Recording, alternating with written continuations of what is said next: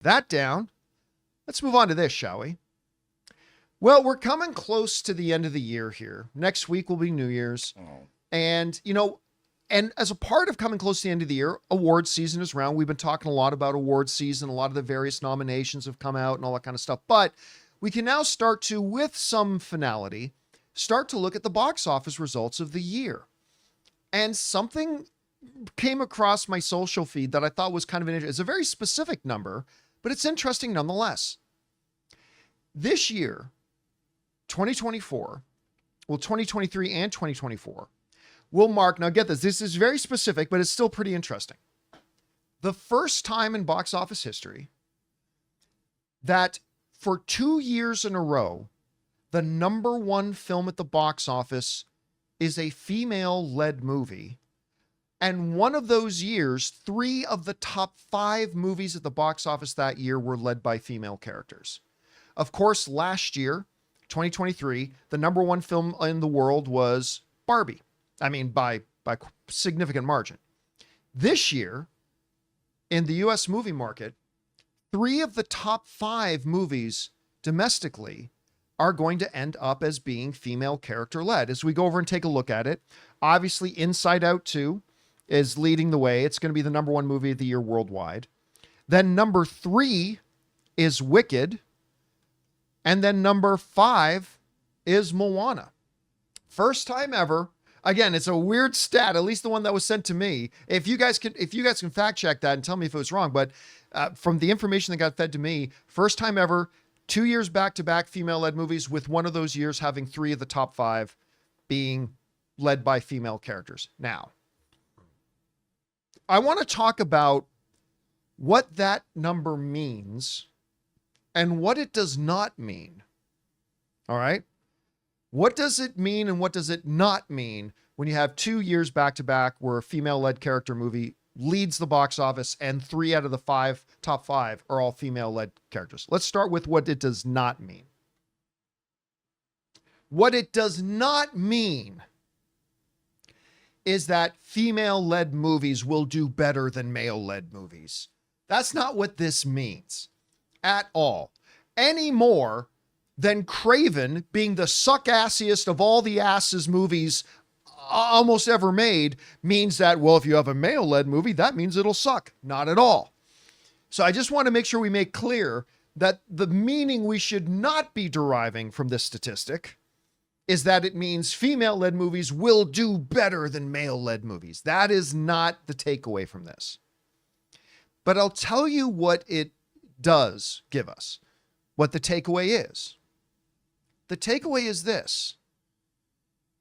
If you make a good movie that puts its finger on the pulse of the cultural zeitgeist, whether it's male-led, female-led, white, black, Asian, whatever, your movies can do well. That's the meaning to take away from this. Because there's still a segment of a cancerous segment of the movie fan community that wants you to believe that, and we hear it all the time. I see it in our comments section every day, that if you go out with a female-led movie, it's going to bomb. What's the famous saying everybody say? Go woke, go broke. Ooh, go, ooh. Have yet to see it. I've yet to see that pan out. The meaning we take away from it then is, again, not that, oh, do female-led movies, they'll do better than male-led movies. That is clearly not the message. But the message is that you're an idiot if you believe that, oh, if you lead out a movie with anything other than straight white men, they can't possibly succeed. Well, they can. Doesn't mean they will. It doesn't mean they won't. It just means they can. And I think it's interesting that we got a statistic like this, that in back-to-back years, both number one movies, and in this year, 3 of the top 5. Again, all that means, and all that we should take away from it, but what that we should strongly take away from it, is that all of us can find appeal in good stories, regardless if the person on screen is our gender or our ethnicity. People of other ethnicities have been watching great, classic, wonderful, fantastic Hollywood movies with, Caucasian white male leads. And even though it's not a part of their ethnic tradition or background, they're able to find the beauty and the art of it and the excitement of it and the greatness of those movies. Just like me as a white guy, I can sit down and watch Wicked and love it. And it feels strange that that even has to be said. Especially in 2024, it just feels strange that that's something that has to be said out loud. But when you read the social medias and you read the comment sections every day, it does need to be said. And it needs to be pointed out strongly.